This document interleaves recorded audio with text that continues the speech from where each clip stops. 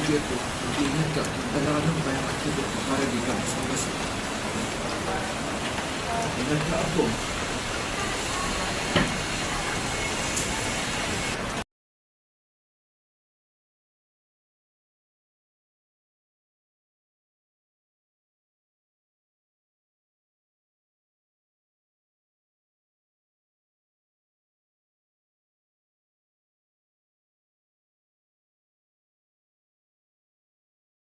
Ang pinakamalaki, pinakapremyado at pinakapinagkakatiwalaan sa larangan ng pagbabalita. Mas pinalakas pa sa pagsasanib puwersa ng GMA News, GMA Regional TV, GMA News Online at DZBB. Tulad ng sitwasyon natin sa China, may overlap din. Narito po kami ng aking team. Halos bewang na yung baha. Ito yung bahagi ng pader na bumigay. Nangunguna sa pagbabalita. Halos 44,000 na sako ng asukal. Maasahan saan man, kailanman. 3 hanggang 4 na PDL ang namamatay. Buong pusong naglilingkod sa Pilipinas. GMA Integrated News. Ang News Authority ng Filipino. Ito ang inyong GMA Integrated News. Magandang araw, bayan! Isa na naman pong nagbabagang balita ngayong araw.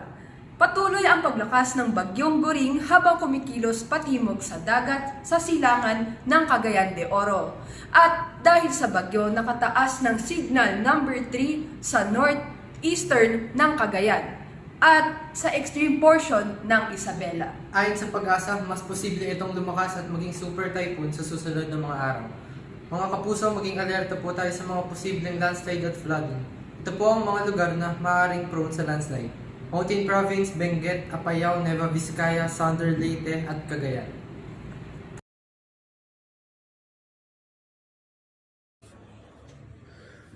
Asan na kaya ang apo ko na si Jasmine?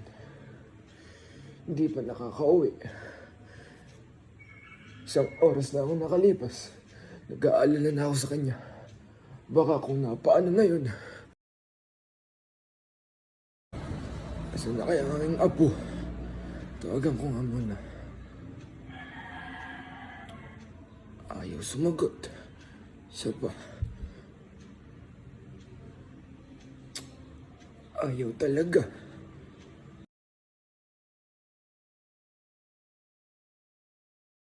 Matawagan nga ang kaibigan ng aking apo.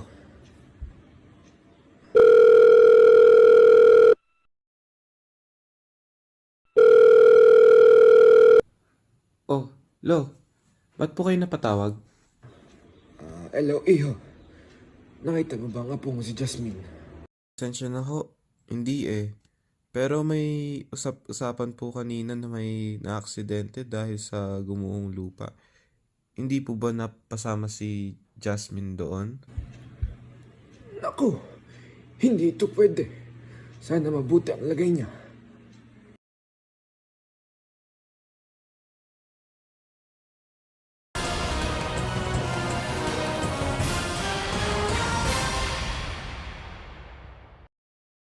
Mga kabayan, pagkatapos ng bagyong Goring, nagdulot ito ng mga floodings at pagguho ng lupa sa barangay Maayong Tubig ng Cagayan. At andito po ngayon si EJ para i-report sa atin kung ano ba talaga ang nangyari. Magandang araw mga kabayan, nandito po tayo sa Cagayan de Oro at nandito po tayo sa barangay Maayong Tubig at nakikita nyo naman po ang landslide. At nandito po ang isang rescuer na si Sir John Rosento. Sir John, ano po ba nangyari?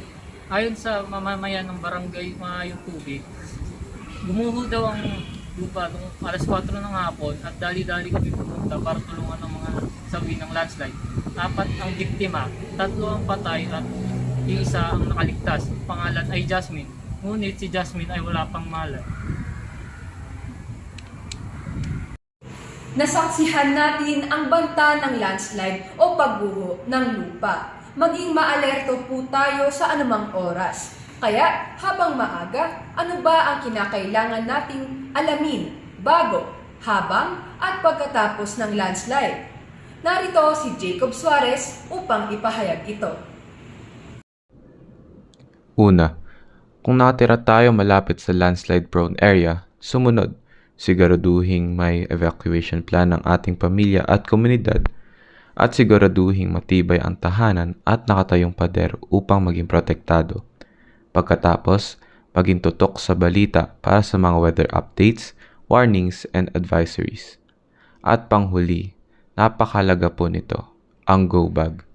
Importanteng maghanda ng go bag o survival go bag kung sakali man may mangyari na landslide o flood para makapag-evacuate agad.